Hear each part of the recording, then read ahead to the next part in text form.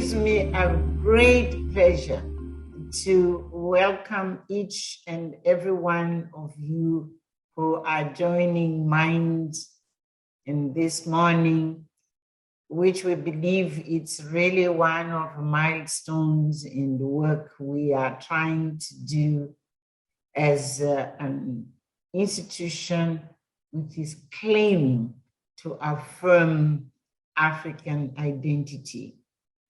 I want to welcome our founder, Dr. Nkosana Moyo, to welcome some of our board members. I believe they are joining us, and advisors.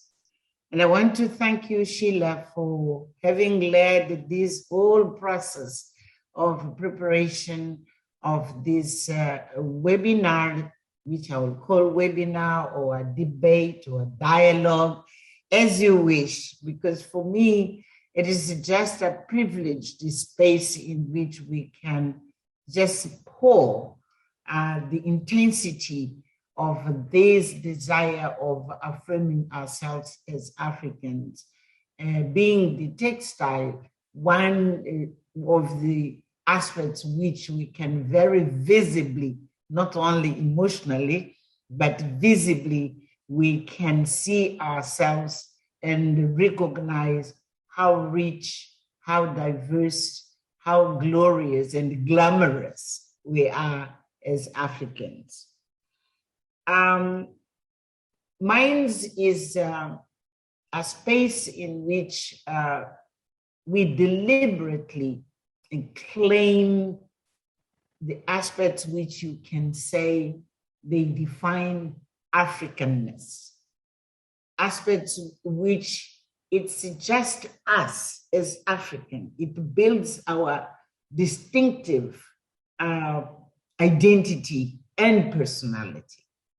It is a space in which we can see ourselves as unique and contributing to the world, contributing to global culture, but willing deliberately to be recognized as distinctively Africans.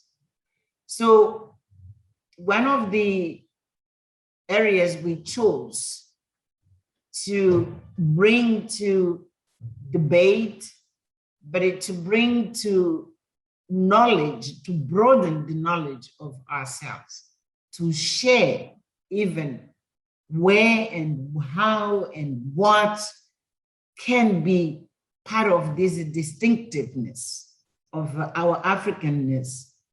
Textiles showed that it is a very specific aspect of who we are. And we chose then to open this series of debates, knowing that we are just going to touch on some aspects, but we'll continue to dig up and to expand our knowledge as we move on. So I want to thank the speakers for having accepted to bring the knowledge and expertise. I want to thank again Sheila for moderating our session, and I will be sitting very quietly at the corner, listening, observing, because for me it is, with no doubt, it's a learning process. And with this really very short welcome, I hand over to you, Sheila, now to guide us in our discussions this morning. And once again, thanking each and every one of you for having accepted to join and also to share of your own personal experience. Thank you. Thank you very much, Ma. And thank you certainly to Minds for the opportunity to be a part of something about which I'm very passionate. Let me just start by saying that in life, we do things because we have to put bread on the table.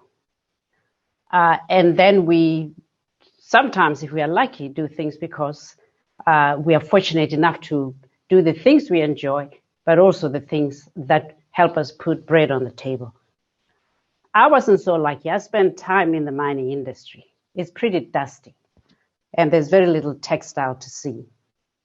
But that's because I needed to make bread on the table. If somebody had asked me and given me the resources to do what I want, it would have been the arts. And at the epicenter of the arts would have been the creative arts as in textiles. But it wasn't always like that. I wasn't always so clear that textiles was what I wanted. It was in my early years when I spent time in Ghana, and there my eyes were opened as I traveled throughout West Africa, Central Africa, and the Sahel. I was struck by the wealth of our textile history. But more than that, I was struck by my ignorance of it. And I begrudged the world that I had grown up to reach my mid-20s before I knew something so basic about Africa. And since then, I never stopped searching for the truth about Africa's art in my personal art capacity. And so when I think of what we are doing today, I think we are saving the generation, the ignorance I suffered. But more than that, we are empowering them, because I went around the world thanking the world for the things they ought to be thanking me for, because I didn't know that the world were really just showcasing Africa. Only the world, as history as the word says, history belongs to those who write it. History was written for us, and therefore it was written from the author's perspective. What Minds is seeking to do is to reverse that. And for me, as somebody who's passionate about the arts, what better thing to do than to start with the arts? What better things to do than to start with textiles? Whether you are looking at the rags from Ethiopia, the rags from Mali, the rags from Mauritania, or for that matter, the back cloth from Central Africa, or the beads from Zululand and Ndebelelands, you know,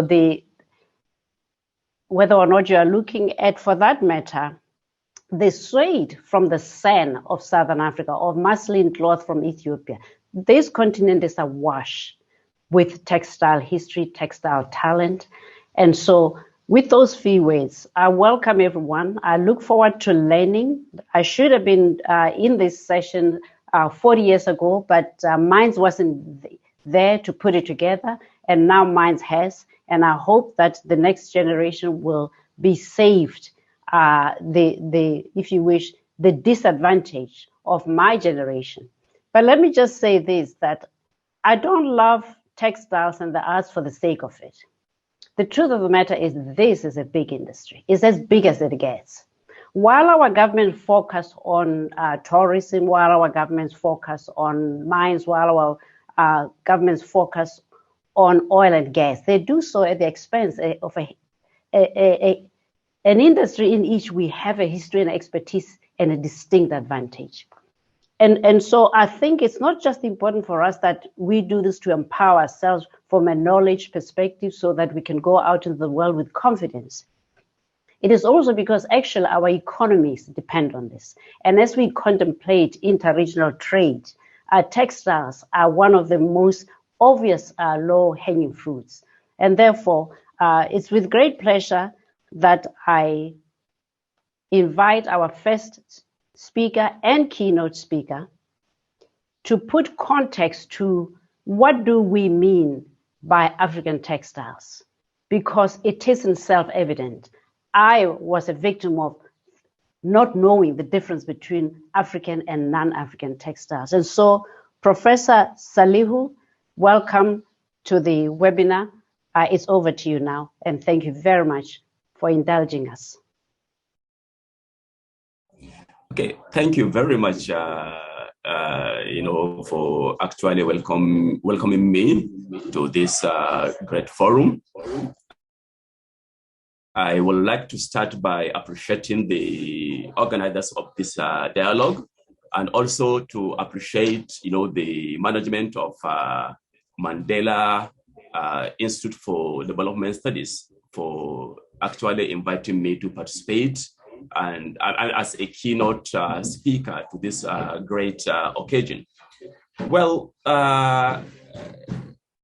what constitutes African textiles? This is a very interesting question. And I would like to say that generally, textiles, I always say, is from cradle to grave. What do I mean by this?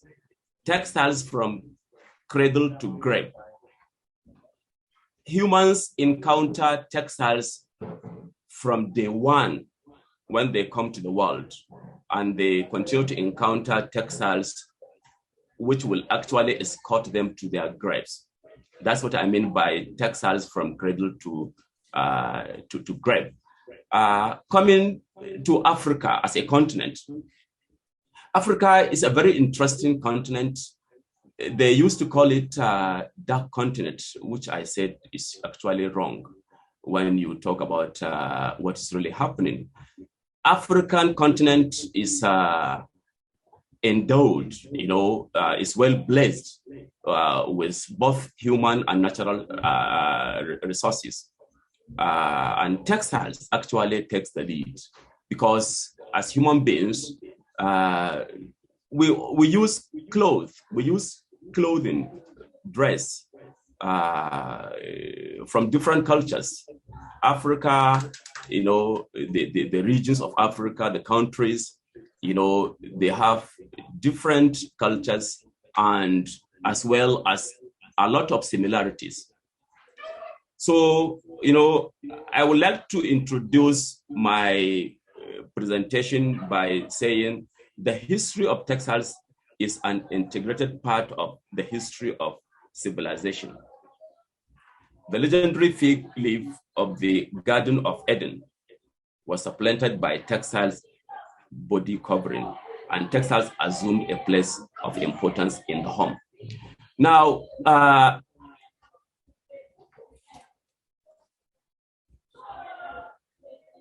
next slide. Sorry.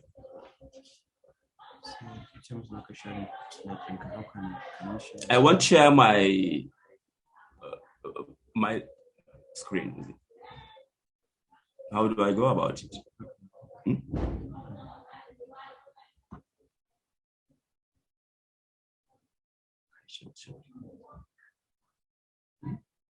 We will share it for you, Prof.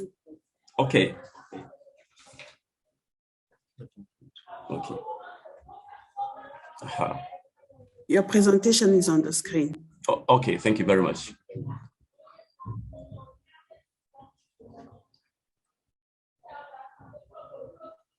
So the next slide, please.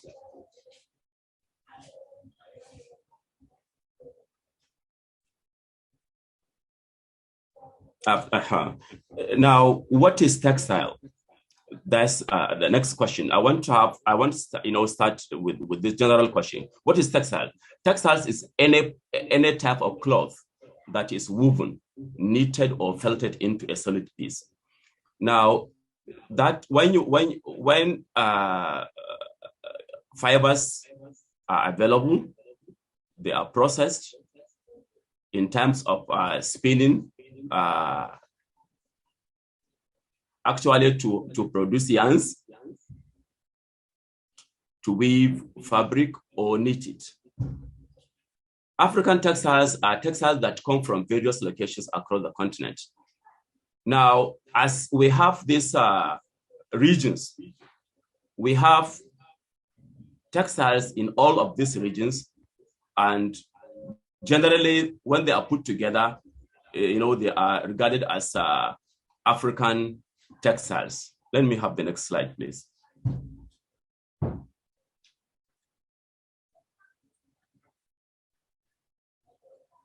Now, before we actually have the cloth, we have raw materials. The textile raw materials, we have two major categories of textile fibers. Fibers, are the actual raw materials that are used, to produce textile. We have the two major categories are natural fibers and manufactured fibers. Now, the natural fibers, we have cotton, we have bast fiber, jute, raffia, wool, silk, flax, and bark of some trees. These are general textile materials that we use to produce cloth. Now, we have manufactured fibers. we have nylon, polyester, rayon, and acrylic. But generally, in Africa, natural fibers are used, for fabric or cloth, production.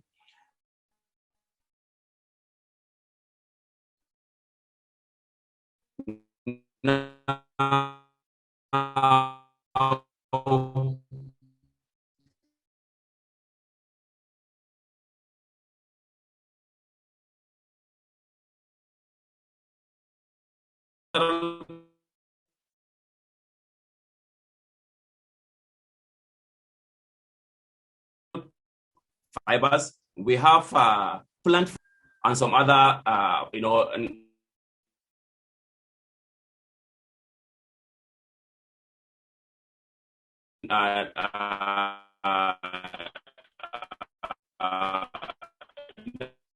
now, before produced, yarns generally in Africa are produced through hand spinning with the traditional spindle.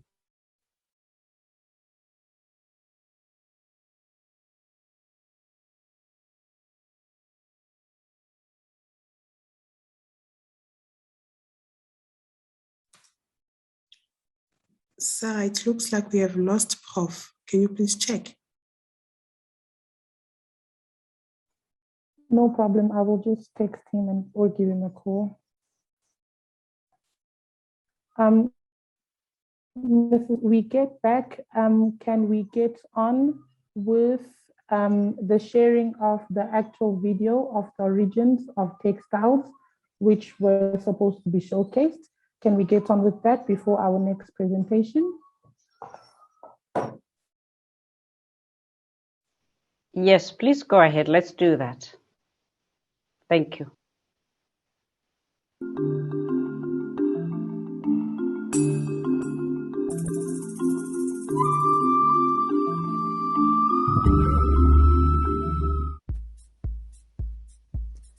Across the African continent, there are thousands of different textiles and patterns that are indigenous to certain communities. Mudcloth from Mali, the kanga from East Africa, and the stunning geometric patterns of the ndebele in Southern Africa.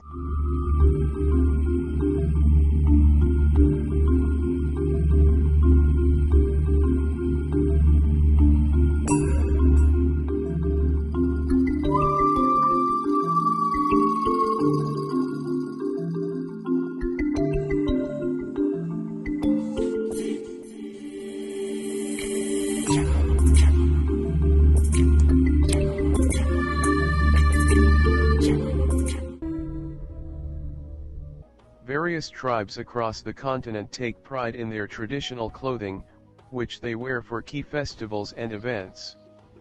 There are many various forms of clothes, and the fabric used in the creation of the garment is quite essential. The fabric frequently reflects both the state of society as a whole and the status of individuals or groups within it.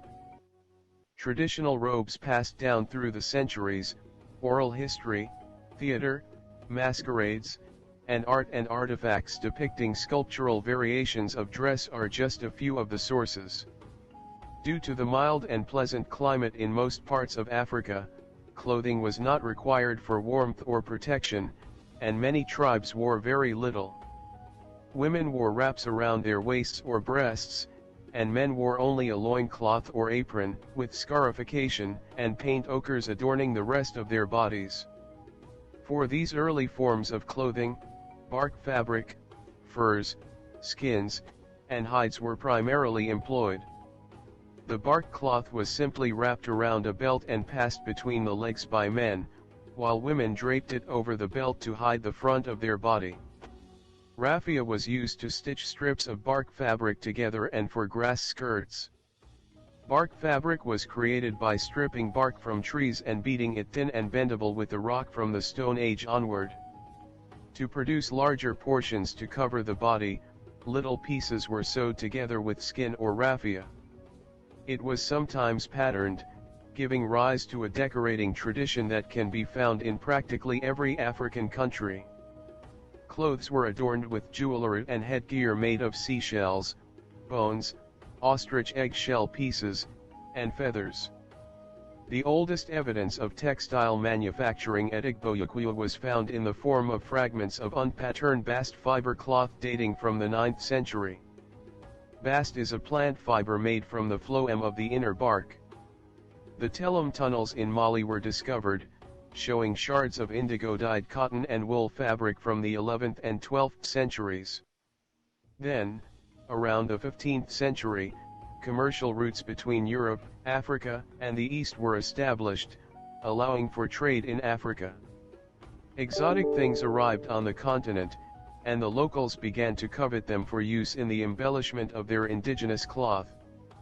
Beads, shells, and buttons began to appear on clothes as ornamentation or as part of the garment itself, such as beaded aprons, capes, headbands, and shoes. Different weaving techniques were evolved in various places, some more advanced than others. Cotton, raffia, silk, and wool were employed as fibers. African attire made of woven and decorated fabrics became a representation of the tribe's position, socio-economic standing, culture, surroundings, and climate. Colors and patterns on printed and colored cloth, woven fabric strips, and beaded clothing differentiate one ethnic group from another. Tribes take pleasure in the quality of their hand-woven cloth, which is manufactured using techniques that have been passed down through generations. These garments can be used as wraps and capes or stitched into masculine and female outfits. Some examples of woven and printed cloth are noted below. Yoruba, in Nigeria made aso oak and Adiron, indigo resist dyed cloth. Bug and Dot, in Uganda made bark cloth. Asante, in Ghana made Kente Cloth and Adinkra cloth printed with stencils or stamps. Bambara, in Mali made mudcloth. Maasai, in Swahili made kaitan, printed cloth, and Kikoye, woven cloth. Cuba or Shoa cloth woven raffia cloth, African clothing in the modern era. African clothing, which have their origins in traditional attire, are now worn by millions of individuals for both ceremonial and everyday purposes. Wherever you travel in Africa, this creates a lively and colorful atmosphere. African clothing can range from simple to complicated and can consist of a single item or a fully assembled suit. Caftans. Caftans, which are now worn by women in Africa, were initially designed for males. In current times, both men and women wear caftans, which can be as basic as a one-piece robe with a hat or as elaborate as a three-piece ensemble with a hat and scarf. Swahili men wear a kanzu, which is a long, typically white, kaftan with long sleeves. In Central and Western Africa, kaftans are known as babus for men and mbabus for women, and are worn by both sexes. A woman's mbabu is a long gown that overflows over a wrapper and is ornamented with an ornate headscarf. A babu in Nigerian Yoruba is known as an agbada. This is a long, loose-fitting robe with broad sleeves and a hole in the center for the head to slide through that is worn primarily by Yoruba men. It was paired with a long-sleeved tunic, buba.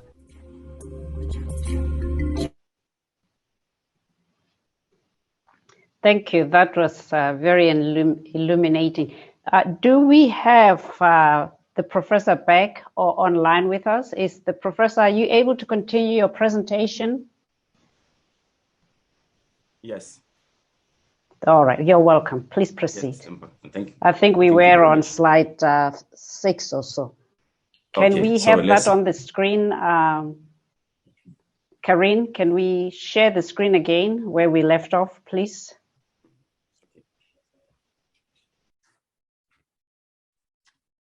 So, okay. Okay, sorry for the technical hitch.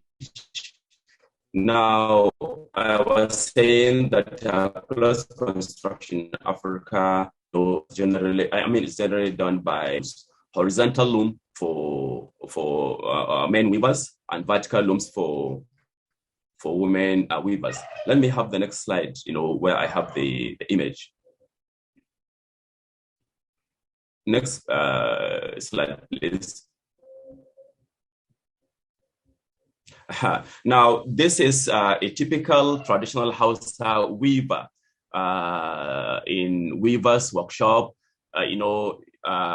This is in Gwarzo, a local government in Kano State, Nigeria. You can see a number of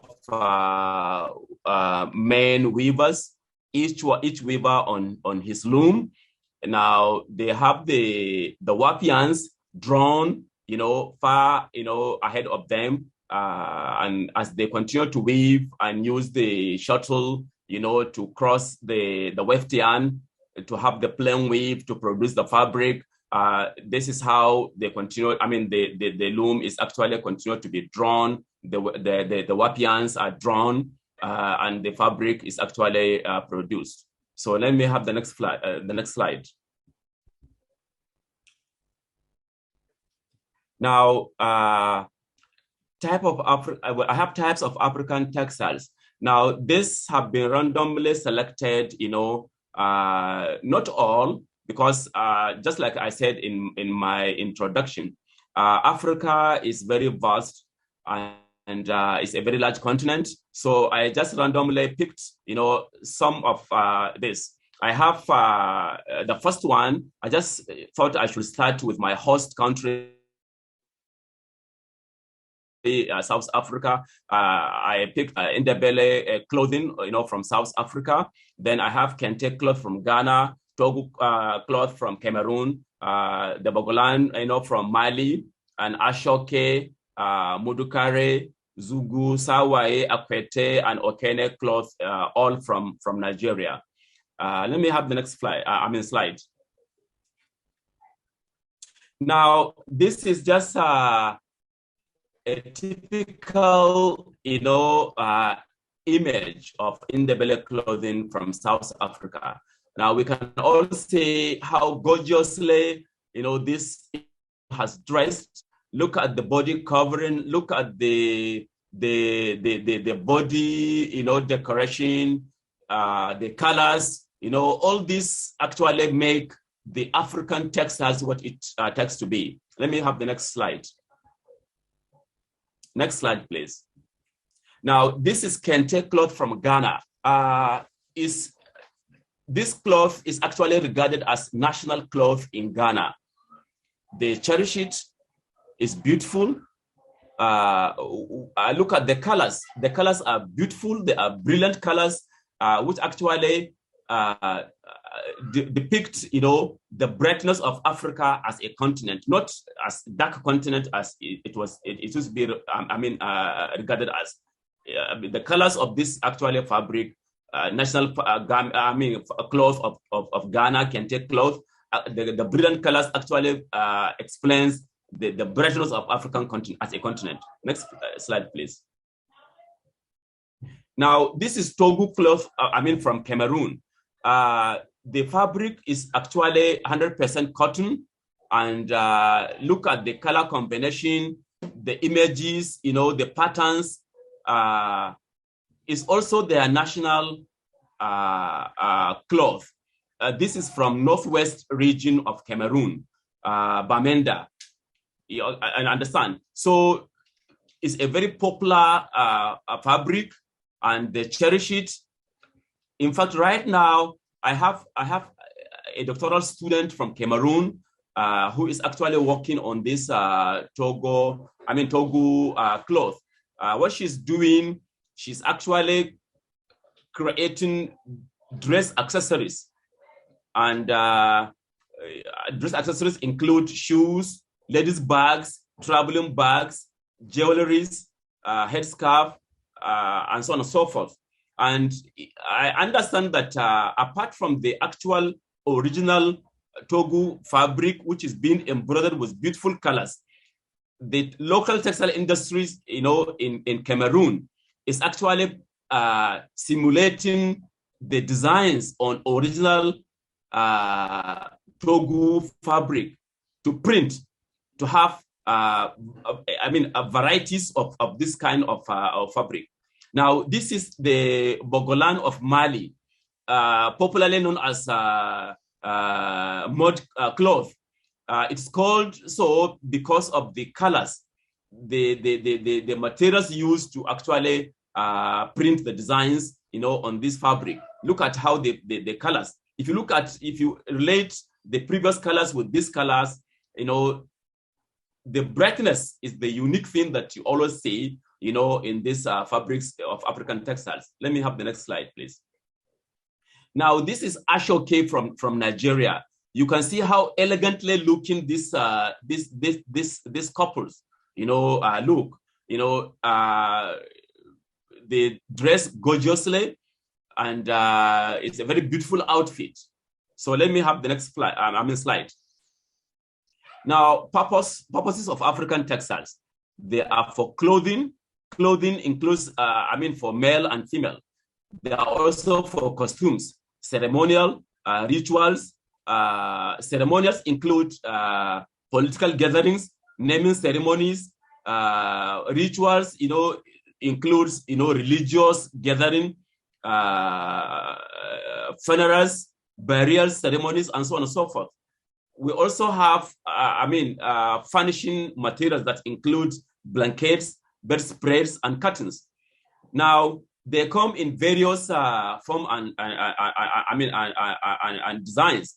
Now, this is another type of African dress from Mauritania. Mauritanian clothing, which includes male and female. Now, the women clothing is called melafa, while the men clothing is called dara. Now, let me still have the Mauritanian. Now, this is not tradition. The garments are not produced, using actual traditional hand-woven fabrics because of the changing situations and modernity. Now, Africans actually adopt the use of factory manufactured fabrics. These are actually factory manufactured fabrics. But the design, the patterns of the garments, of the clothing, actually look African. For the female women dress, now the one we see for Mauritanians, the Sudanese women also use the same type of dressing. The Chadians, and Sudanese, Mauritanians, Chadians, they use the same type of women dress. In Mauritania, they call it melafa, but Chadians and Sudanese, they call it lafaya. These are, just slight differences, but basically, what we want to, show is that Africans are always the same wherever they are. For the male dress, this is Mauritanian dress. If you look at this Mauritanian dress, the design, the pattern is the same all over Africa. Mauritanians use it. The only difference that the Mauritanians, when they wear this garment, they don't use cap. Whereas in West Africa, in Nigeria in particular, the Yoruba people, when they use their agbada, they use the same kind of material to use for their caps. The Hausa people of northern Nigeria, the same pattern of garment, which is called, Yoruba people call it agbada, the Hausa people call it babariga, but the patterns, are the same. They are the same. So Yoruba people use their cap, the same material of ashoke, to use to construct their garments, and Hausa people use initially hand-woven fabrics were used to construct the garment, both for males and female dressing. Now, for female dressing, we have what we call Zugu and Sawaye. This type of fabrics, they are very unique, they are very beautiful, and they are used for wrappers and blouses for women. Then the same type of hand-woven fabric, Mudukare, is used for Hausa people, long, voluminous, flowing garment, which is fully embroidered. I have a slide which will actually show that. Now, textile embellishment, garment embellishment. hand and machine embroidery. Now, the male garment, the long flow, elaborate flowing garment, is usually embellished either using hand embroidery or machine embroidery when development actually set in. Now we have home textiles. Home textiles include bedspreads, table coverings, and curtains. Now, the same type of hand-woven materials, were used for bedspreads, table coverings, and curtains. With changing situation, when we have factory manufactured fabrics, then gradually things are changing. But we still have people who are who are very much interested, and they are still using this kind of fabric, for bedspreads, table coverings, and curtains. Then applique.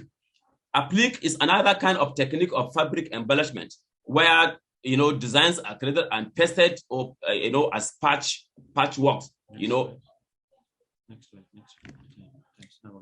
Okay, next. Okay, now this slide actually is showing the real Hausa men's garment. Look at how heavily embroidered the garment is. It's very prestigious, and it's made with hand woven fabric, and is dyed actually with indigo. Next slide, please. Now, this is a floor mat. It was braided with recycled, cloth. This is to show that Africans are very creative and they are very resourceful. Nothing is wasted. When we have old cloth, it's reused, recycled to produce, to put it to another use, to produce a floor mat. Next slide, please. This is another floor mat, which actually illustrates the applique, I was talking about in the earlier slide. We have in the center of it, we have the woven fabric. Then we have largely at the background, we have the dyed, cloth, which is manufactured fabric. Then we have synthetic leather, pasted, to actually decorate and use it as a floor mat. Next slide, please.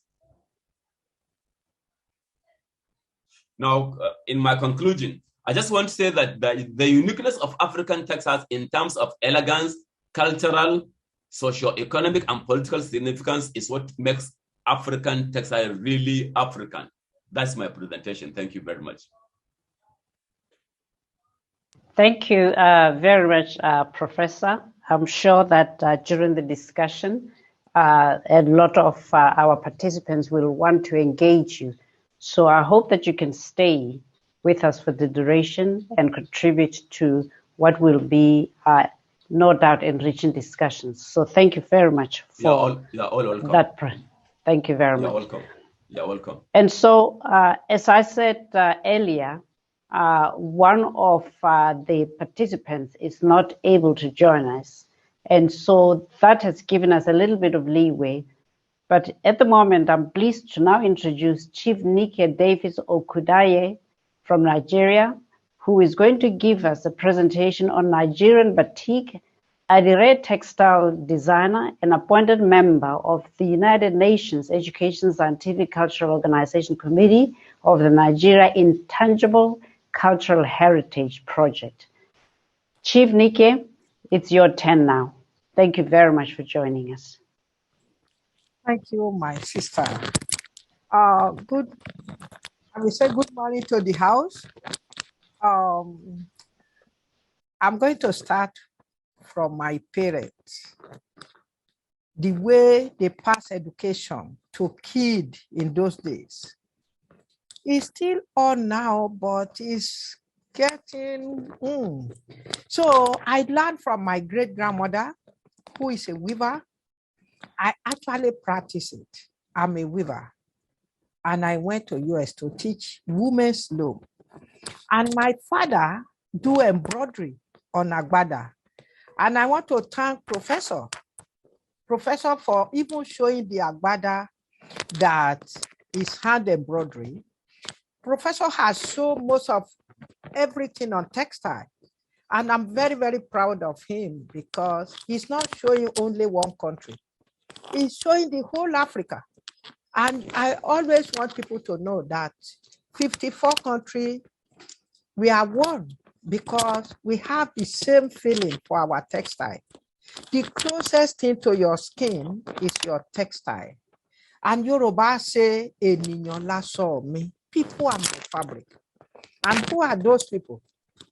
When a child is born, the next thing is to put clothes on the child. The closest thing is the textile. And that is why the art of textile is very, very powerful. And you people who are into textile, especially designer, I want to thank you.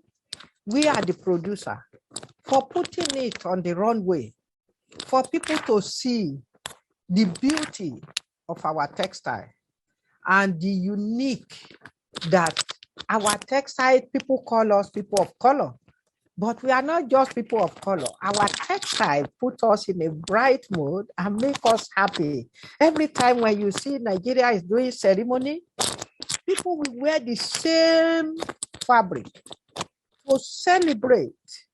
Those people who are celebrating, let's say they are doing marriage, they are doing less burial, funeral, christening. So people wear the same fabric and celebrate with them. Most of what you are going to see on my own video is how we use organic. We don't want to impregnate the earth by putting the chemical inside the earth. So we like to use the organic dye, and the food that we eat is also part of the thing we put onto our fabric. And you are going to just see the old film. This film is almost 15 years ago. I'm looking for young people and your organization to come and do a new film so the younger people will be able to take some lesson. Because what you put together today, I want to thank the organizer for making this possible for the whole Africa country to see the beauty of their own continent by using the textile to showcase the talk of today. So I'm going to say they should just put the little video on so people can see how we get our natural color from the elu tree. And some of these... 1995, there are very few places left where adire is still made. One of these is the Nike Center for Arts and Culture in Oshobo, which was founded in 1986. Here, Nike Davis, one of the leading figures in the Nigerian art world, provides studio and exhibition space, free tuition, accommodation, and often even food, as well as art materials for about 80 students. She has succeeded in creating a livelihood for many of them by introducing new techniques such as batik, dyed with chemical colors.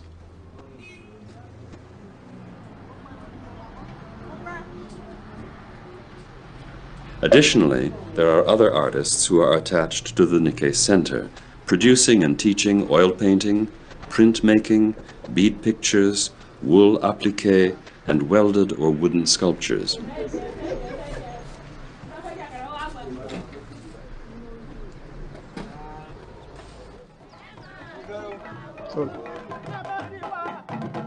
Apart from these new forms, often referred to as Oshobo art, Nike is trying to preserve the line and area exclusion method of adire, a process with many and various techniques. Traditionally, every step of the process was reserved to specially trained women only. But since the traditional division of labor between men and women in Yoruba society no longer holds, these rules are no longer strictly enforced. This film does not pretend to represent a traditional situation, but rather to give an idea of the many skills that adire production requires and how it is carried out today.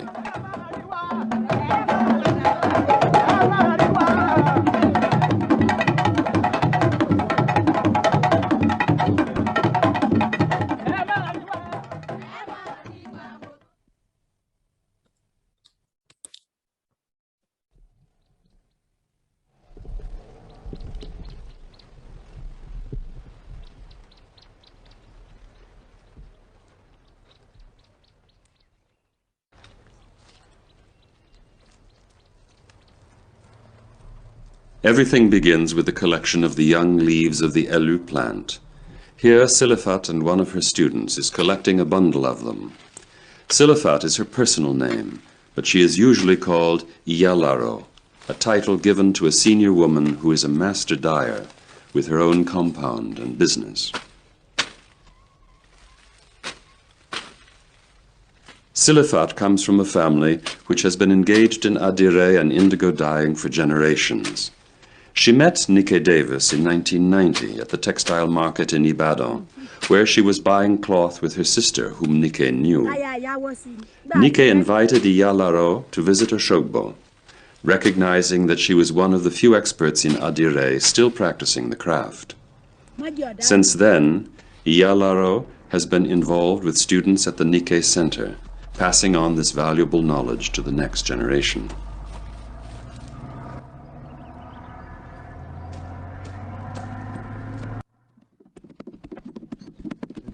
Once collected, the leaves have to be pounded in a wooden mortar with a large pestle. When they have been pulverized, a green-blue mass is left in the mortar.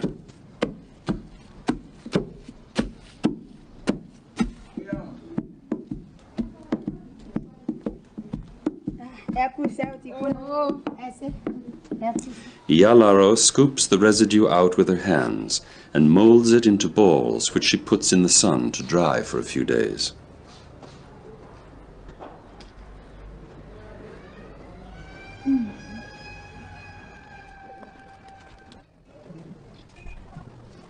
Is, after all, the slow oxidation of the elu plant that produces indigo blue.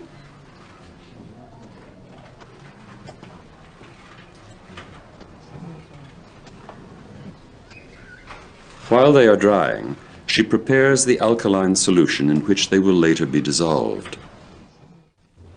Shells from the fruit of the cocoa tree are collected, dried, and then slowly burned into ash.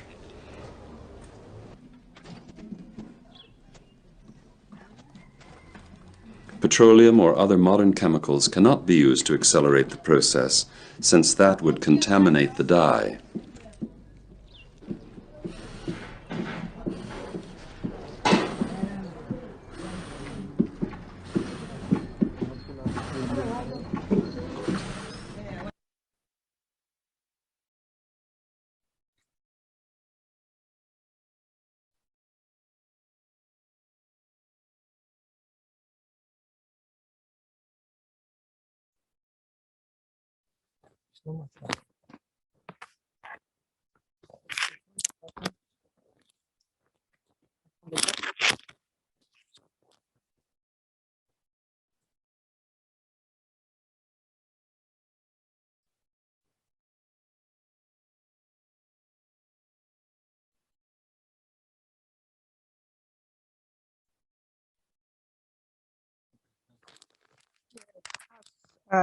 Most of the things you are seeing now, even though the film is no more talking, but what we are trying to show there is the old way of making the dye in Nigeria. And I want to let you know the whole Nigeria do adire, both Yoruba, Igbo, and Hausa. Like you have seen, there is a dyeing pit in Kano 400 years ago. The dyeing pit is still there. And I would love if our younger people can go for excursion to see those dyers.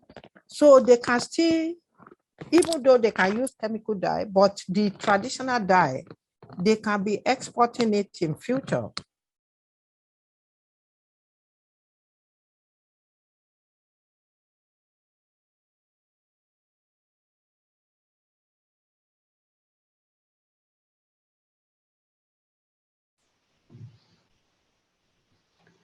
Hello, Sarah. Have we lost the chief? Okay. Are you back, Chief? Yes, I'm back now. I was talking, but I don't know. People don't even hear me. I said textile has been a way of making money for the local women in those days. So people can do this textile behind their yard. You don't need a big shop. You don't need a big office. You just put your table behind your house, and the leftover from your food, which is called lafun, which is cassava, our popular food, is what you use to do this textile. And then when you dye it, it's organic. You take something from the earth and put it back into the earth without any chemical. Go to Cross River. They use needle to stitch their own adire. With any textile done in Nigeria, like aso ofi, is woven, but on the loom. We have adire alabere, which is hand stitched, adire leko, hand painted with chicken's feather, adire alabela, that is the one with the beeswax, which I actually discovered my own by accident when there is no electricity in the village. And I was using the candlelight to see what I'm doing. A little bit of the candle drop on the fabric. When I finish with the one with the paste, the candle come through to the back and it's brighter. That is how I started using beeswax. The other one is the name that is given to the fabric. People want to buy something new. And the only way the sellers has to give them a new name for people to be able to buy it. For example, they only tell you the positive side of the textile. Oh, I'm in a happy mood. Then you want to buy happy mood. I'm looking for a lover. So people want to buy that one. Money and baby, follow me. People want to buy it. But there is also the other side of the fabric, which is a junction where people meet. And that one we always say, the secret of the fabric will never be known to anybody. So I want more and more people to be able to use their own heritage, their own direct background to keep this textile going. And always I'm happy to see you people, the way you really put all of us together, because nobody can do it if you people don't do it. You are the only one who know us better, and nobody can tell our story except ourselves. And I'm very, very proud of you people. I thank you. And if there is any question later on, they can be asking me, because I don't want to overthrow, I don't want to over for my 10 minutes. Thank you very much. I thank the organizer. I thank Professor. Professor, you are excellent. And our organizer, I want to say, you make my day, because textile is my life. Thank you. Thank you. Thank you very much, Chief. Thank you very much, Chief Nikkei. And thank you, Professor Chief. That was wonderful. And I, in an era in which the environment is everything, in an era in which things synthetic, we know, destroy the environment through emissions, you reminding us of the importance of using organic substances, I think it's very pertinent. And I think that is a subject that is worthy of pursuing. Africa's contribution to knowledge of otherwise environmentally friendly substances used in all manner of the textile industry, which have for the last century nearly been buried under. And now Africa is being told that the world is now, and its air is dirty, and that Africa must contribute to cleaning up, the air. Wherein really what people ought to be asking is, how can we go back and make sure we do not continue this use of synthetic substances, which in the end are only toxic to the very environment you live. So good for you, Chief, and thank you very much for indulging us. And so with those few words, I would now like to move on to the next speaker with a reminder that we have a 10 minutes limit. The next speaker is Priya Shah. Priya Shah is an artist and founder of Mia Cora, best known for her acclaimed fabric map of Africa. She's going to talk to us about the different types of textiles indigenous to the continent. Welcome to the webinar. Priya, please take it from here.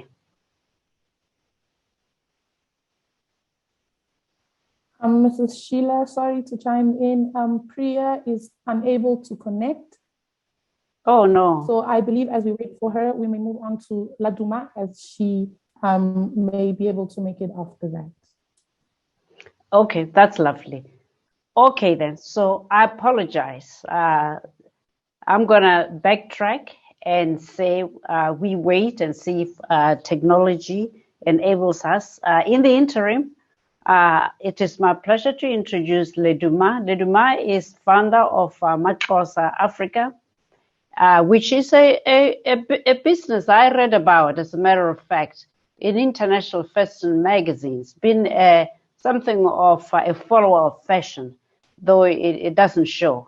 But I did think your designs were very inspirational and very original. So I look forward to listening to you, and I hope the audience does too, as you take us through the influence of indigenous textiles on your own personal design as a young person born and raised in South Africa. Over to you, please.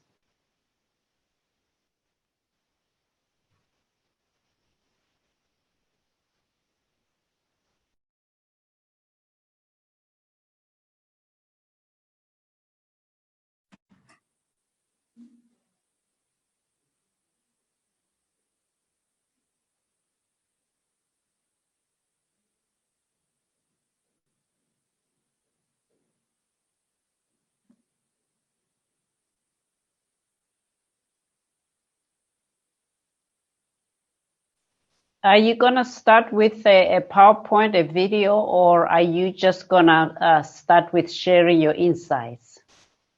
Leduma? I'm simply going to share my insights on how I basically founded the brand 10 years ago. And I have examples in the background behind me of the outcome that has come out of what we have created. My name is Laduma Ngqobolo. I'm born and raised on the south coast of South Africa in a city called Port Elizabeth. As you might know, Port Elizabeth is the main city of a province called the Eastern Cape, and the Eastern Cape prides itself with a culture that is called the Xhosa people. The Xhosa people are the second biggest population in South Africa after the Zulu people. And what we are very known for as Xhosa people is super extravagant dress code and super colorful dress code. Our greatest ambassador of our culture is the late Nelson Mandela. And we have some of the most beautiful and magnificent beadwork in the continent. I'd like to think that we have the best, but that's an argument for another day. Even better than the Ndebele. But about 10 years ago, I did a thesis project at the Nelson Mandela University, where I came up with an idea of modernizing our traditional beadwork. Since we, as the young people, don't really relate much to our cultural dress code, and I specifically desired to wear my own culture on a daily basis. So the thesis project that I initiated at the Nelson Mandela University was based on modernizing culture for a specific group that we call Amakwala. Amakwala in English translates to Xhosa initiates. It's basically a group of young men that are aged between 18 to about 25 years old. Culturally, every Xhosa boy, well, dependent on what their choice is nowadays, has to go through manhood circumcision.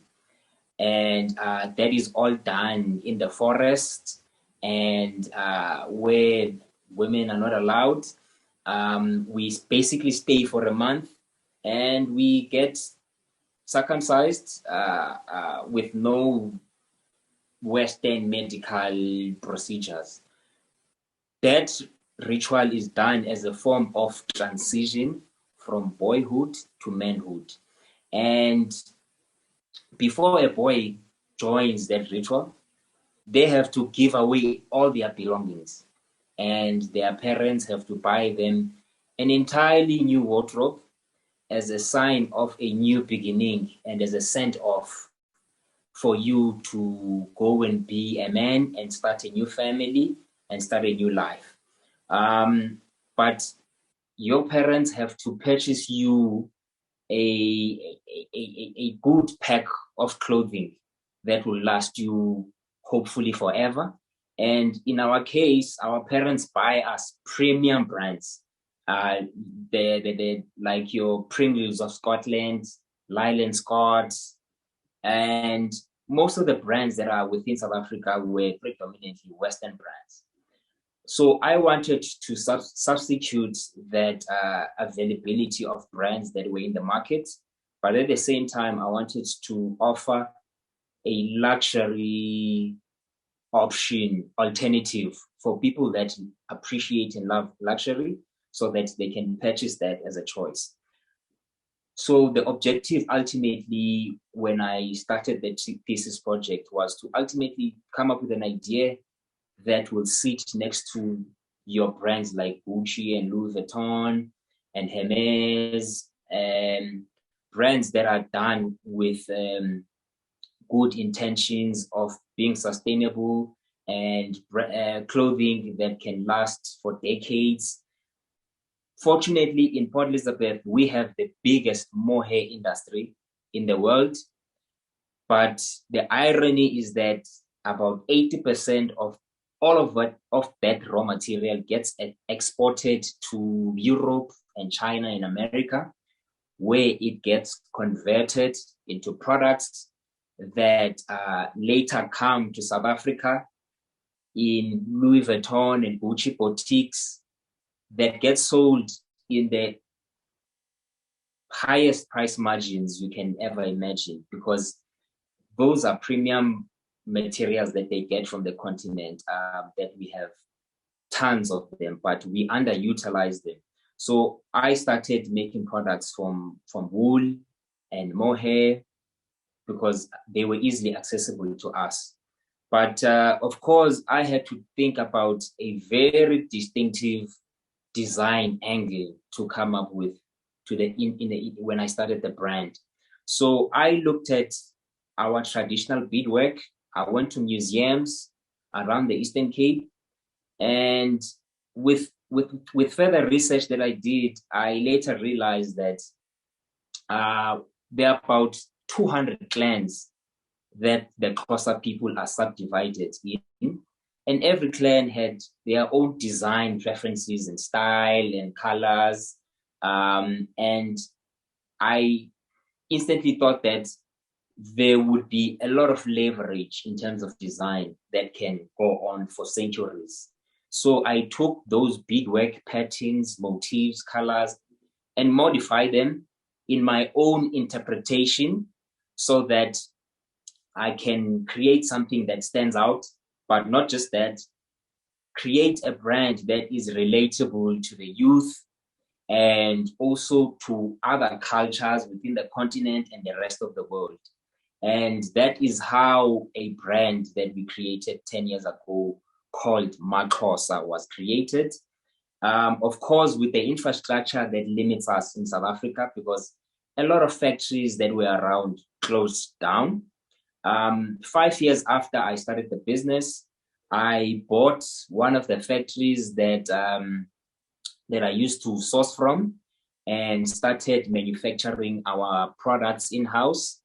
And we later opened up a boutique at a mall in Cape Town called the V&A Waterfront. We opened up a boutique last year right next to Louis Vuitton and Gucci. And about 5 years ago, we opened up a boutique here in Johannesburg in the what is so-called the biggest shopping mall in Africa. It's called the Mall of Africa.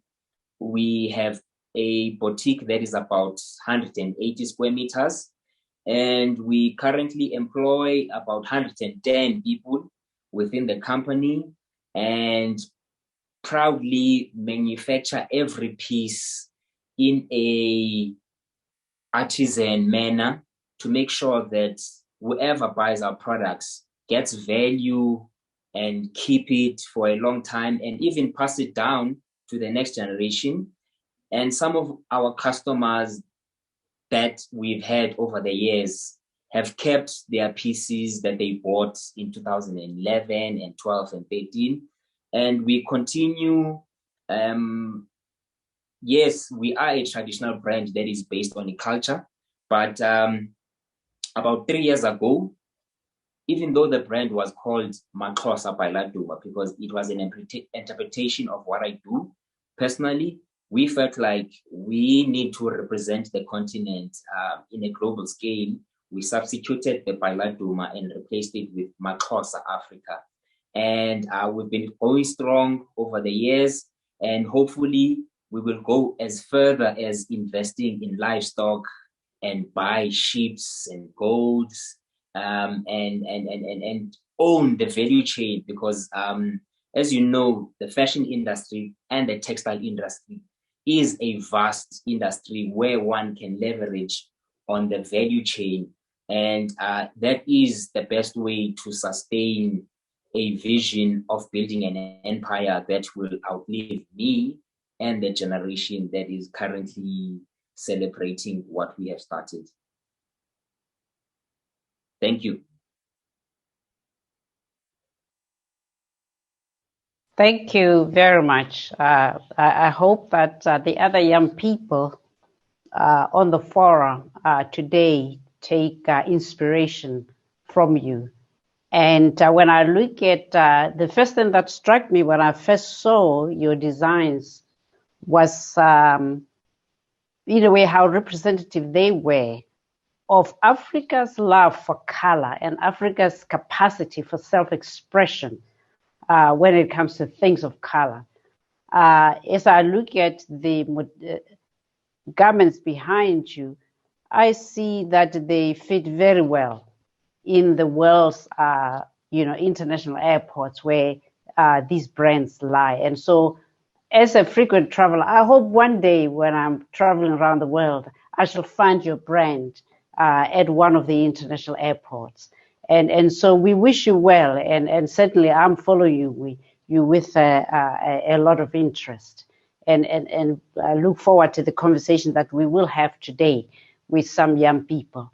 And the notion of sustainability, I think, is very key. The notion of being master of your own business environment by operating right through the value chain, including the procurement of raw materials. And then marrying the idea with Chief Nike of finding indigenous colors. My sense is that combining that to make offer the world a sustainable development story could very well be, the springboard that takes you to the next level. But I don't want to teach grandma to suck eggs. You've succeeded and you don't need me. So let me check with Sarah whether or not we have Priya on the line. Has Priya been able to join us, Sarah? Unfortunately not. I believe we can move ahead to the Q&A session. It is really sad as she has also assisted us in the whole compilation of this. But I guess Kenya and the wilds are not for her today. So I believe we can go ahead with the Q&A, but I see that many participants have posed their questions on the chat rather than on the Q&A box. But I believe, Mrs. Sheila, you can first start with the hands that are raised, and then we will find a way to get all the questions in the chat box onto the question and answer box. So you can just recognize the ones with their hands up and they can speak up.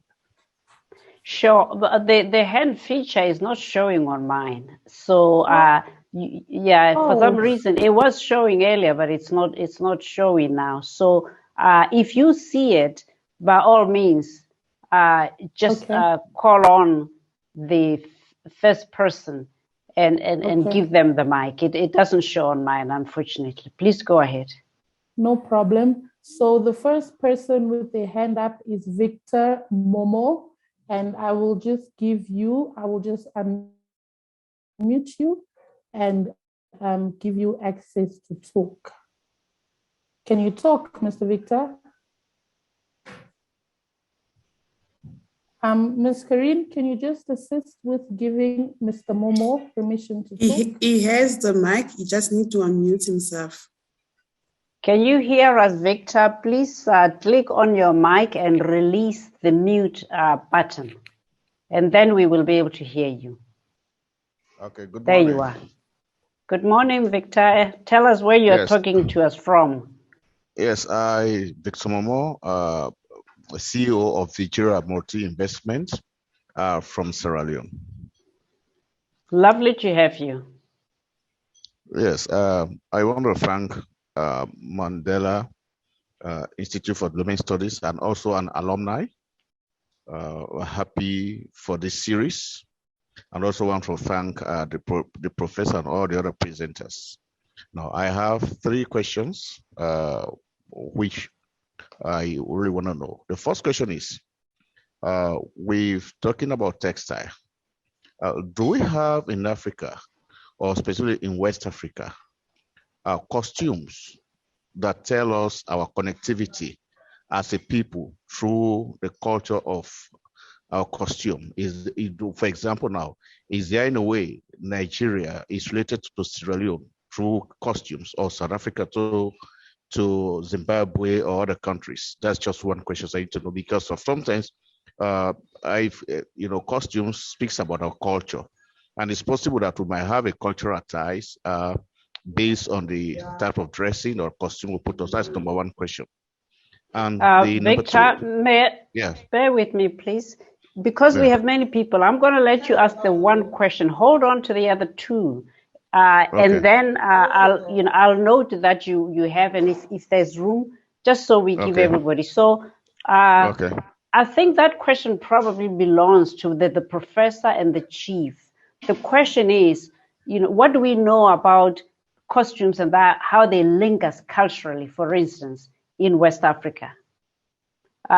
Prof, would you like to answer that question? Okay, thank you very much. Sure, please go ahead. Okay, thank you very much, the moderator. I think what I can say about the linkage, costumes and other friendly African countries, is that when you look at if you pick a costume from West Africa, from South Africa, from East Africa, they are usually very colorful. Colors actually link up communities. Colors. Individuals have colors, color tests. Countries have national colors, patterns of the costumes, and the fabrics they use. Actually, these are the major linkages that actually connect, Africans. The patterns, the symbols, used, to decorate these costumes.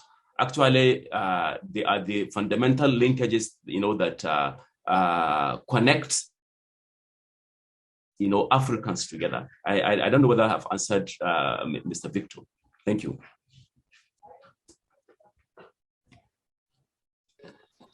Thank you very much. Chief, would you like to chime in, please? Yes. Are we connected through costume? Yes, of course we are. When you go to Freetown, that is Sierra Leone, you see them wearing the bubus, which we call agbadas. So they wear the tie and dye. Actually, when you see Sierra Leone people, their tie-dye is like Abeokuta, which is Abeokuta in western part of Nigeria, but also the way they dress, the hat and everything. We always say the people from Sierra Leone are from West Africa because they are uniform. The way even the food, we are connected. We are connected.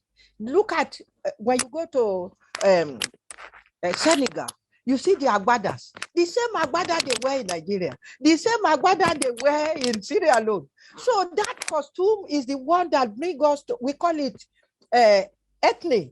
So that brings us together because in Nigeria, we have 3 ethnic groups, but we have more than 450 languages. But when you go to Freetown, you can see some people speaking Yoruba, some people speaking Hausa.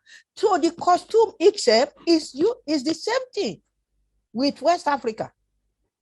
So I think the costume actually brings us to be one Africa. Like when I go to South Africa, people in Nigeria always call me South Africa. But I like to dress like South Africa when I go to South Africa. When I go to Kenya, I like to dress like Kenya because we are one. And that costume makes us different to other countries. So I think costume connect us more. That's lovely. I mean, I'm not a specialist like you, but my reading also tells me that the type of materials we use, yes. Because I think it was you who said when a baby is born, the first contact they have with the world is the fabric in which they are wrapped. Yes. And also the fabric in which they are wrapped is often a function of the climate. Laduma spoke about mohair. You know, they are near Lesotho. They breed these in farms, these mohair goats in sheep. And so my assumption is that if you go to Lesotho, you better wrap a baby in a very warm blanket because that is cold. And also the adornments. In Southern Africa, we use traditionally ostrich eggshells on essentially what is suede cloth that we wear traditionally as, if you wish, people who follow from the sand culture. You in West Africa use the cowrie shell because you are ocean people. So I think part of the connection is just not in the construct of the garment, but it is also in the materials we use based on climate and need, but also in the objects that we use. Later on, white people brought bead cloths and glass beads rather. And now we have the Ndebele beads about which we were told, and then we have the Xhosa beads, and then we have the Swahili beads, etc., etc. So I think it is a pertinent question. I want to thank Victor for asking. Do we have another hand up, Sarah? Do you want to call on somebody and give them the mic, please? Yes, ma'am. So our next person to pose a question is Mr. Peter Mbando. And you can just unmute yourself, sir. Thank you. Thank you. Thank you so much. My name is Peter Mbando from Tanzania, Dar es Salaam. My question is, how does the African textile contribute to the economy of the African people? Particularly nowadays, there is technology. How can this bamboo textile in Africa can it transform the people's lives and well-being in Africa? Or we have all those designs, but to put the environment friendly, we can also adapt the bamboo textile to be among in the production the production line. For instance, I visited Gambia 2018 on the African Ordinary Session of the African Commission of Human Rights. I learned that most of people in Gambia, they do not consume bamboo in textile. And as well in Tanzania, I can see it happens. So how does even the African people, they are prepared to consume their own and produce on their own to contribute to the economy? That's what my question is. Thank you. Thank you very much. Laduma, you are the commercial voice of today's conversation. Do you want to take a step at that? How can we make sure that textiles contribute meaningfully to the lives of the African people, both as merchants, but also as consumers of their own products? I think for me, it starts with great design. Like we need some of the greatest design skillsmen in the world here, right in the continent.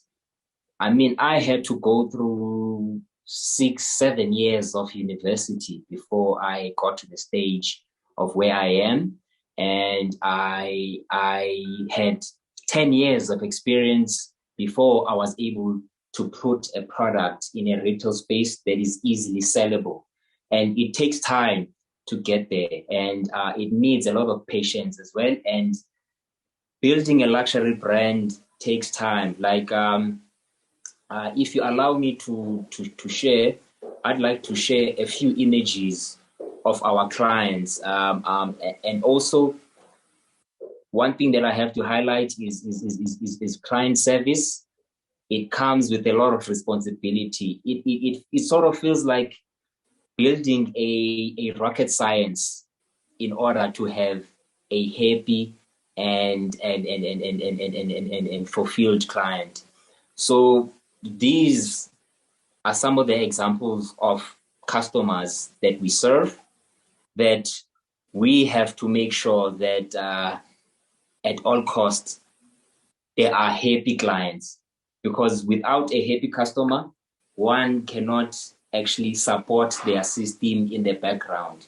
Of course, infrastructure is part of the solution. Yes, here in South Africa, we've got a lot of raw material, but I had to be able to invest in infrastructure to be able to make sure that I create a product that competes with other products globally. Of course, quality plays a big part because that can either make you or break you if your quality doesn't talk to what the customers need. I hope I answered your question. Thank you very much. I want you to stay with me because I have a question here, which I think on the chat box, which I think is very important. It's from Smangaliso Ariel Mbili. And he's asking you directly the question, do you believe that there is a need for a continental strategy to protect and preserve our African textile industry? This is in awareness of bodies like the Federation for Haute Couture and Fashion in France. He's written his question in French, but I can figure out what he's saying.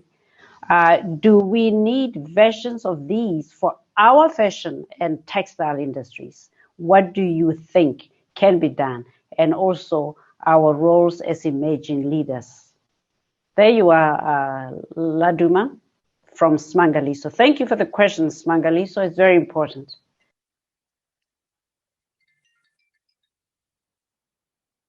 Sorry, I lost you there, Sheila.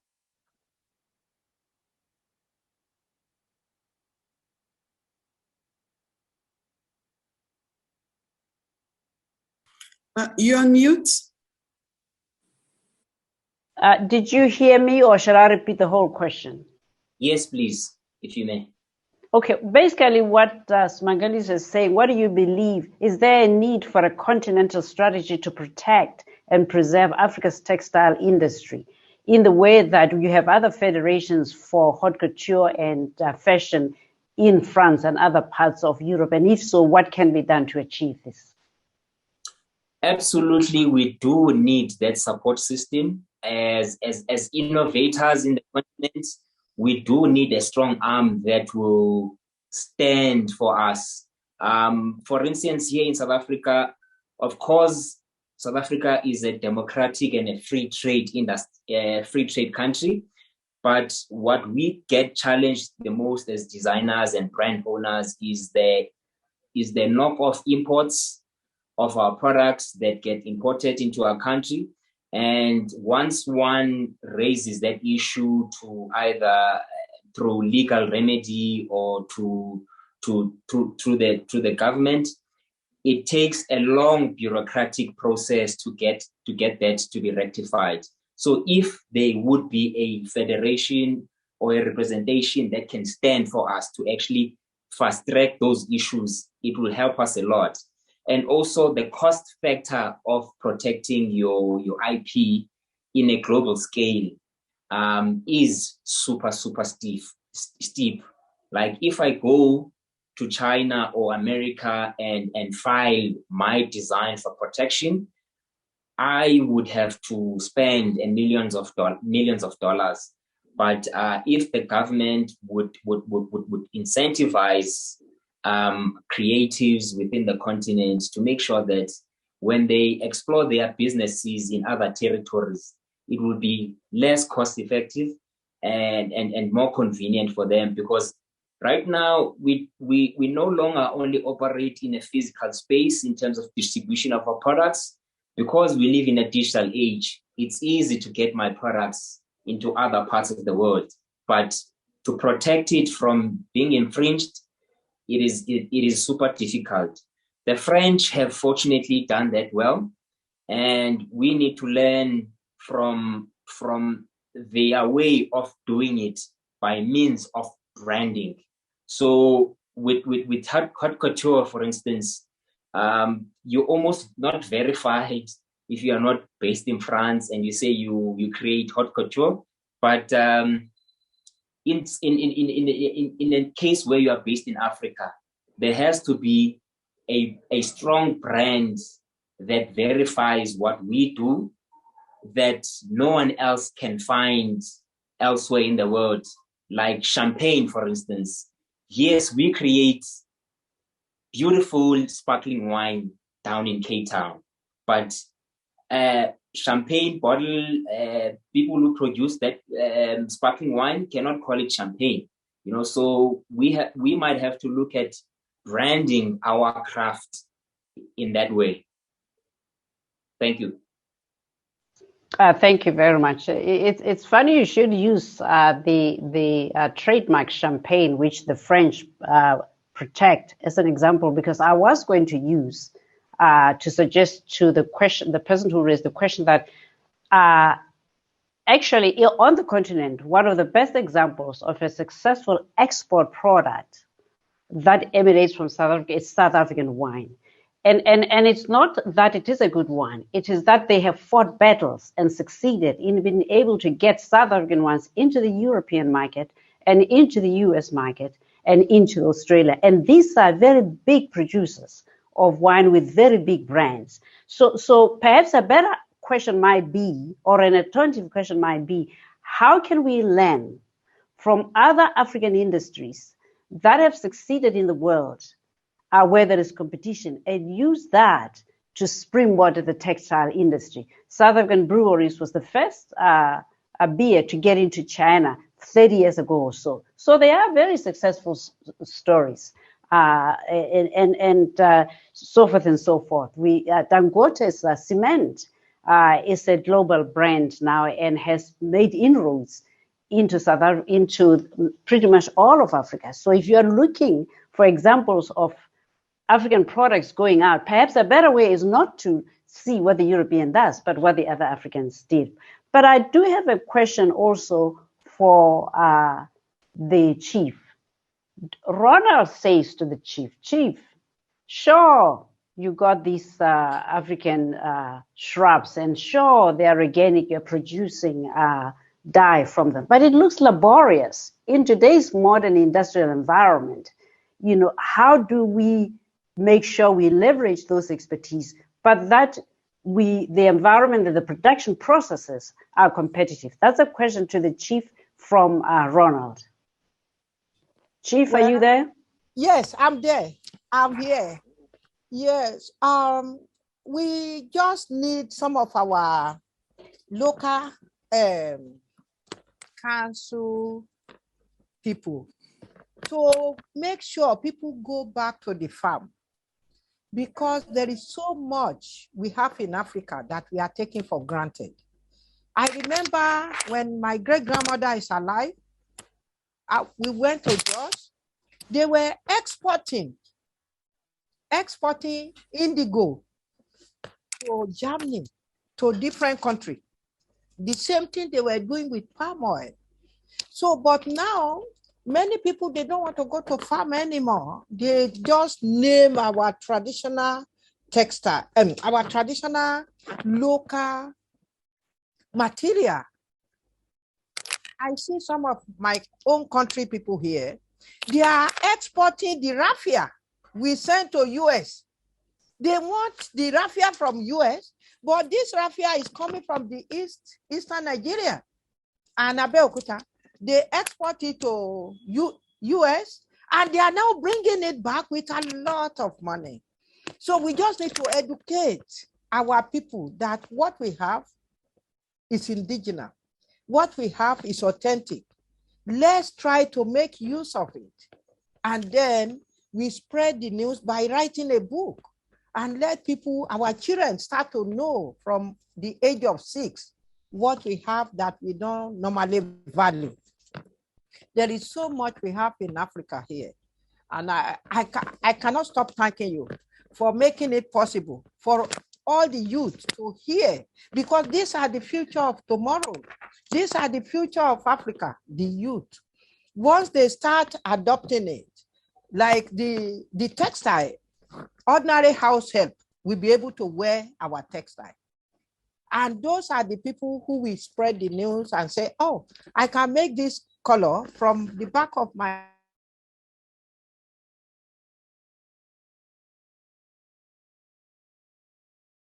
We can't hear you, Chief.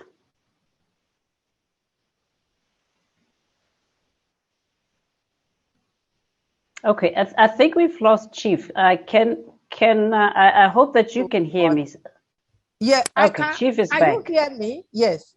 Yeah, I can hear you now, Chief. All right, ma. Oh, Olga, we are struggling.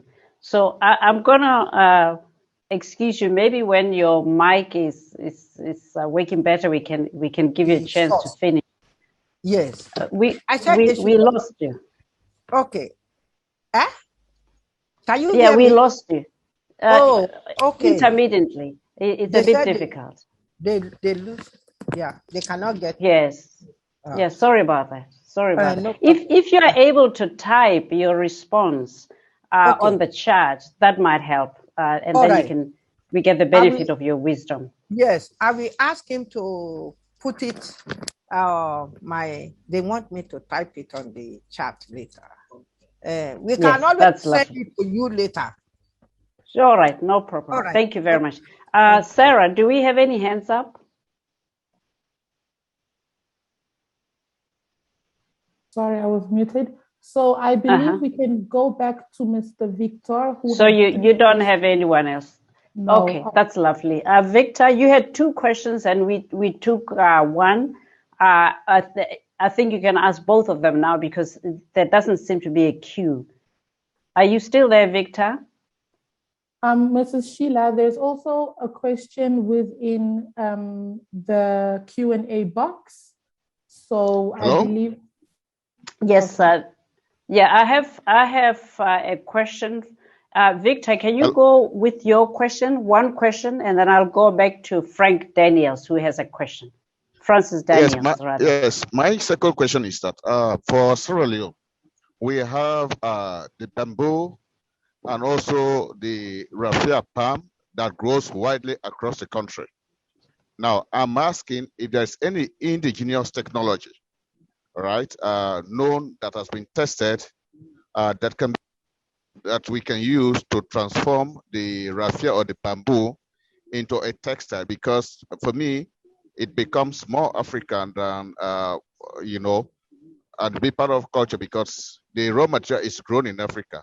So that's just my question, if there's any technology, because I'm really interested in that technology and see how I can partner with institutions and individuals to move this process forward. That's lovely. Thank you. Prof, do you know of any such technology that can be used to process the palm and raffia using indigenous? I think the underlying word there is indigenous, to give Africa not only an edge, but also to showcase our own technological capabilities. Prof, are you still on the line? Yes, please. Thank you very much for coming back to me.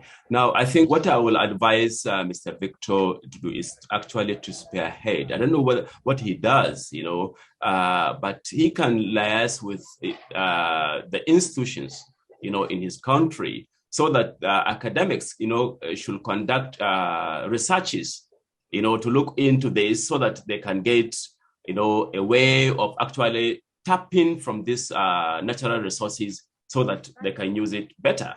That's my thinking anyway.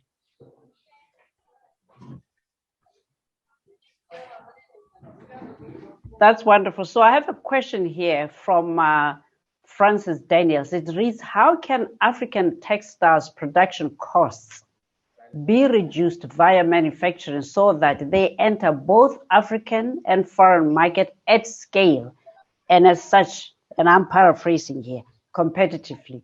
Laduma, do you have a view on how we can scale up? How are you doing it yourself? How are you getting yourself in a position that you have scale and therefore can capitalize on both the African and foreign markets?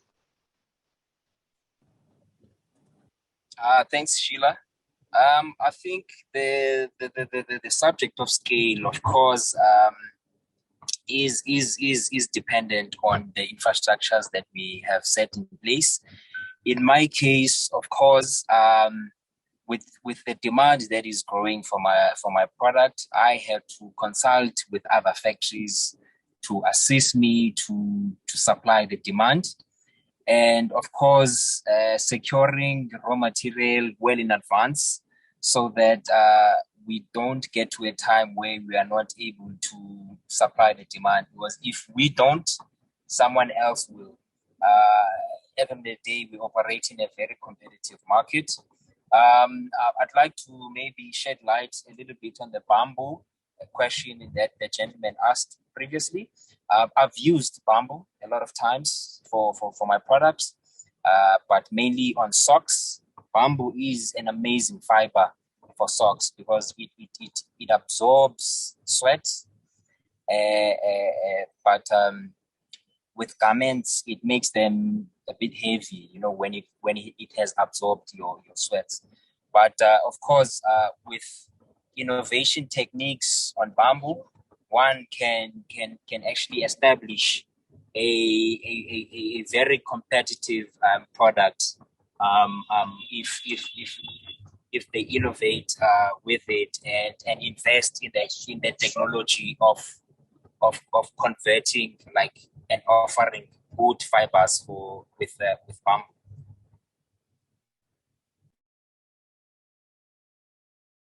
Thank you very much for that.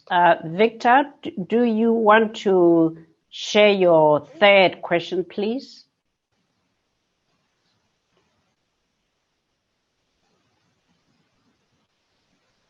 You are muted, Victor. Unmute yourself, please, and let's hear your third question. Sarah, are you able to reach Victor? He may be unaware that he's muted, but I can see that he's muted. I can see that as well.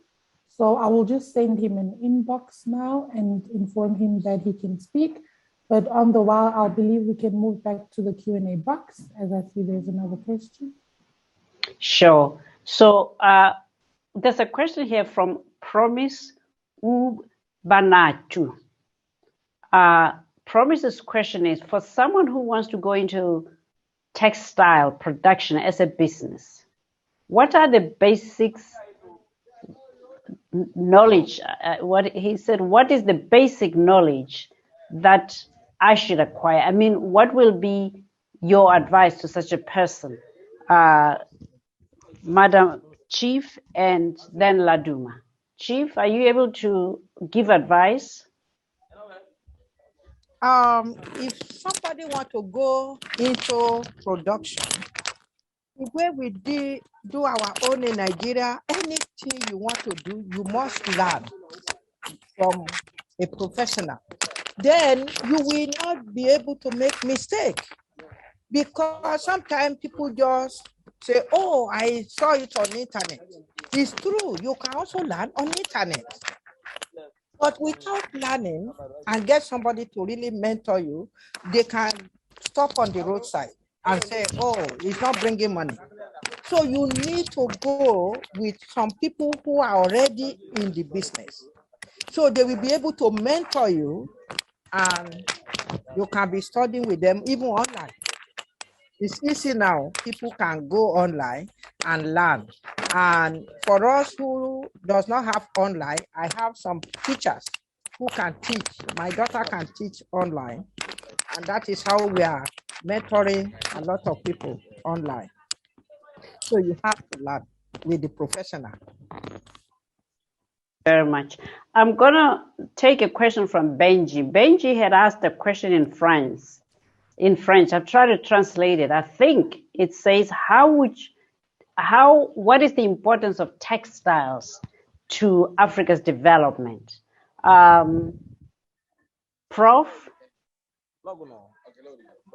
you want to take that?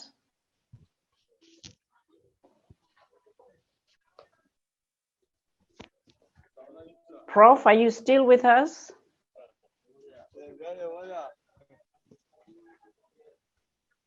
I think we've lost Prof.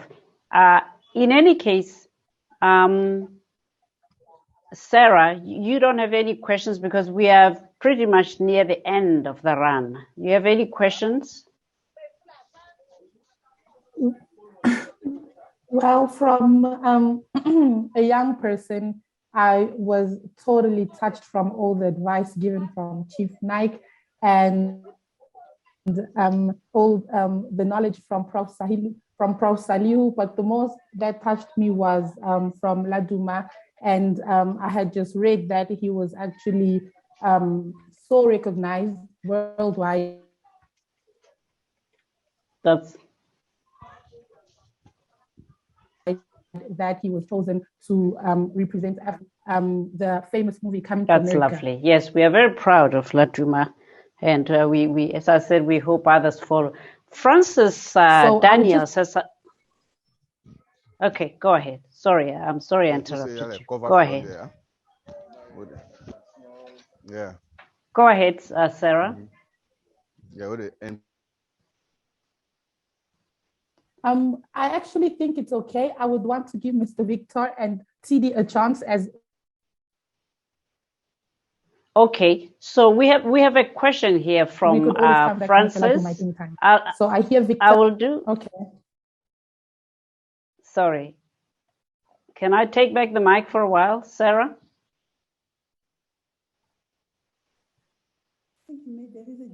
Hello? Yeah, there seems to be a delay. So anyway, Francis asked the question, which I think is very important. I'll come to you, Victor. And it says, how can, he says, are North African textiles not part of African textiles? There has been very little mention of North African textiles. Of course, the professor did speak about Mauritania, but I think it is fair to say they are. Actually, North African textiles are very important. Rugs, particularly, but also for the longest time before the advent of GATT, which is part of the WTO dispensation, Egypt was one of the world's largest producers of cotton until GATT came up with something which was called the multi-fiber dispensation, which basically prevented Africans like Egypt from producing and being competitive. So certainly North Africa is part, at least in my view, of the African textiles story. But I'm going to defer to the professor to tell us, is North Africa part of the African story or not? And why is there so little mention of it today? Prof, are you there? Yes, I'm here. You see, this is a very interesting question. North Africa is very much, part of African continent in general. Mauritania, apart from the dresses, I have shown in my presentation, North Africa, they have, you also mentioned rugs. They have this kind of history of rugs production.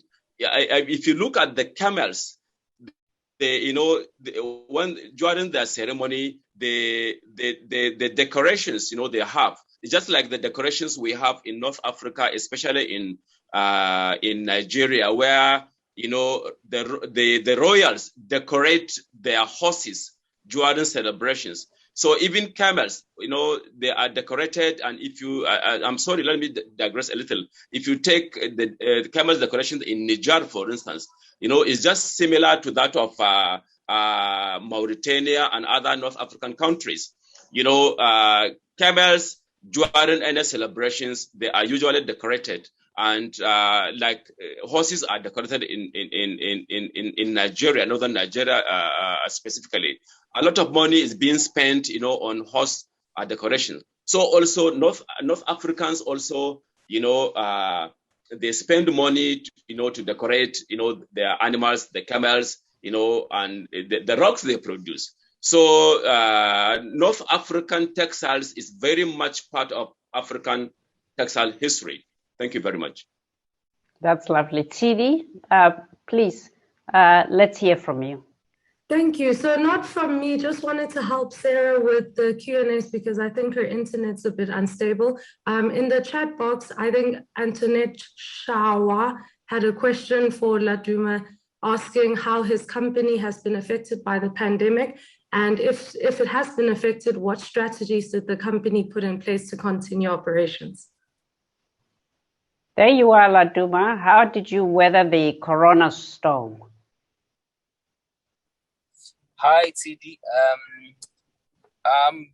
Actually, the pandemic didn't affect us much because we had to be creative. We were forced to be creative and come up with ideas to confront those challenges. So first of all, when it hit us in March last year, we, of course, had to lay off our workers for a good month.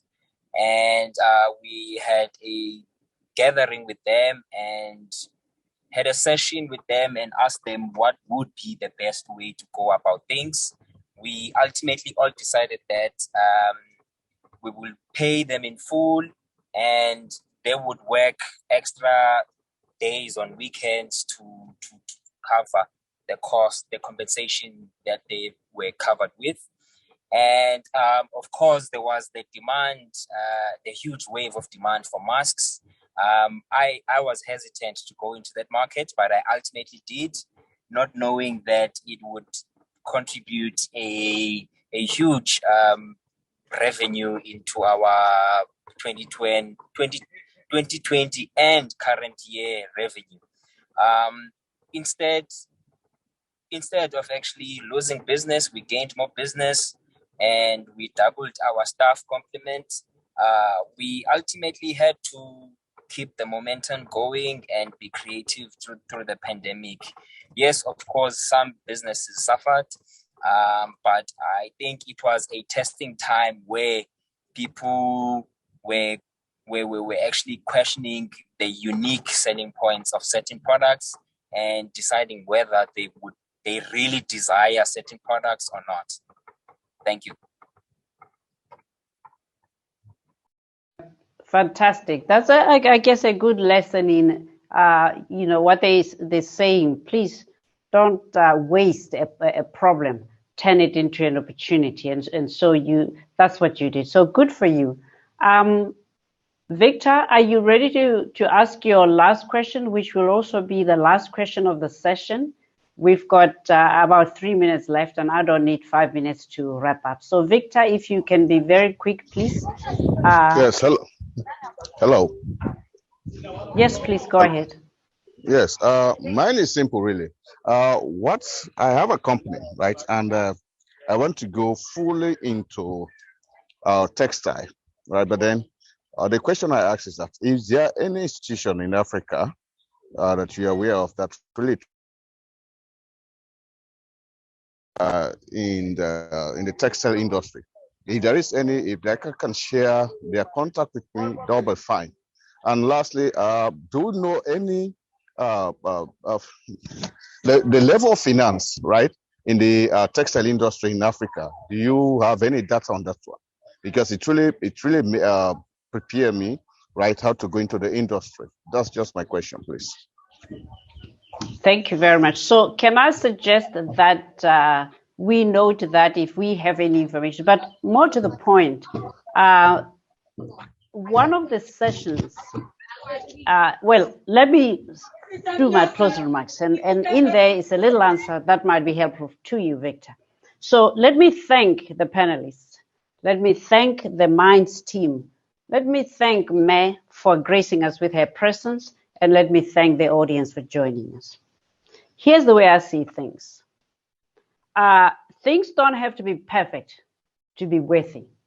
Things don't have to be perfect to be worth doing. And so today, despite the glitches, is an example that we mustn't make perfection the enemy of good. So we've done well. What we did today, which was to start the process of a conversation on African textiles, starting with essentially an attempt to define it, I think it's a very important and worthy step, and we should all be proud of being party to it.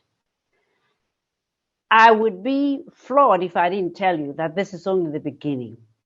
Minds has a lineup of events on this subject matter in the future. And for those who are interested, we ask you to stay tuned, not just through social media, but by visiting the videos and presentations that will now be fully uploaded onto the Minds website.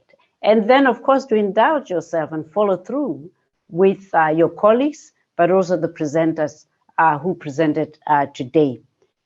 So in the short run, what we're going to do is, after this introductory session, we're going to look at production methods. Some people spoke about the laborious nature of production methods. In this session, you'll be able to delve into details about both the traditional and modern methods.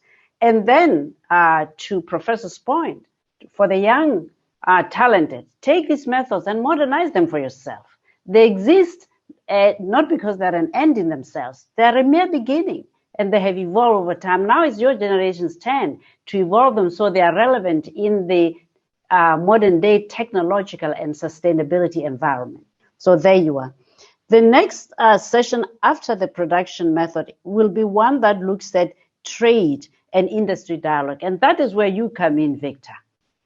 Because then we will have people who will be speaking to the subject of your interest. What do we know about the status of textiles and its potential in the trade and commerce space? So I would say that you stay tuned.